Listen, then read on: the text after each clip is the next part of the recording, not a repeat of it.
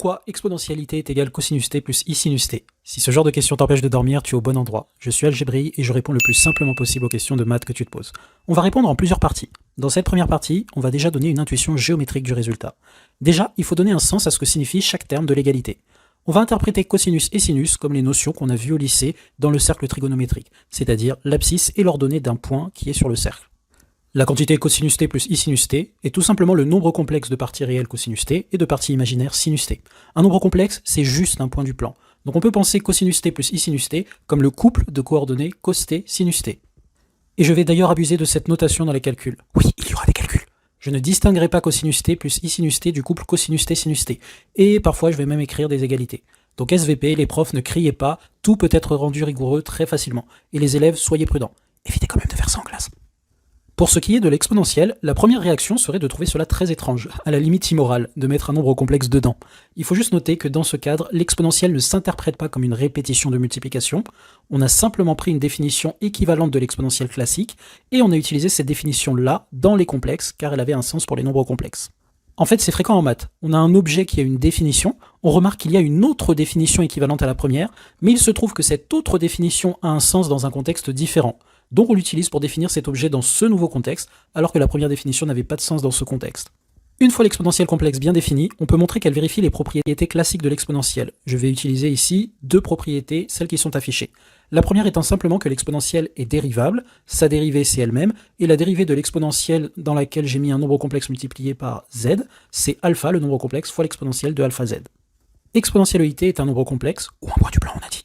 Il a donc deux coordonnées x de t, y de t, qui dépendent toutes les deux de t. Si on trace chacun de ces points pour toutes les valeurs de t, on obtiendra une courbe lisse. Ça, c'est dû à la dérivabilité de l'exponentielle.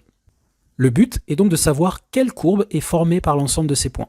Pour le savoir, on va dériver exponentielle it. Petit rappel, la dérivée d'un couple qui dépend de t et qui forme une courbe s'appelle le vecteur directeur. Il dirige en quelque sorte la courbe et indique, quand on est à un endroit précis de la courbe pour une valeur de t, dans quelle direction avance le point si t augmente un peu.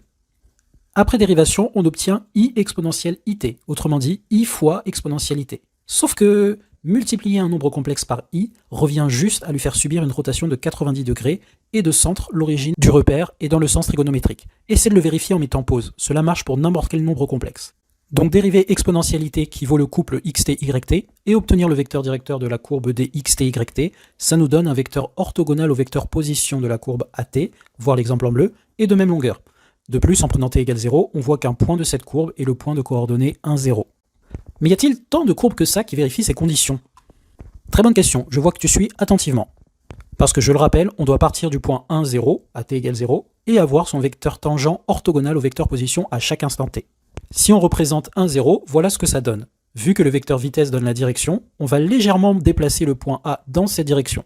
On constate qu'à cette nouvelle position, le vecteur vitesse est désormais incliné. Et ainsi de suite si on continue à déplacer A selon la direction du vecteur vitesse.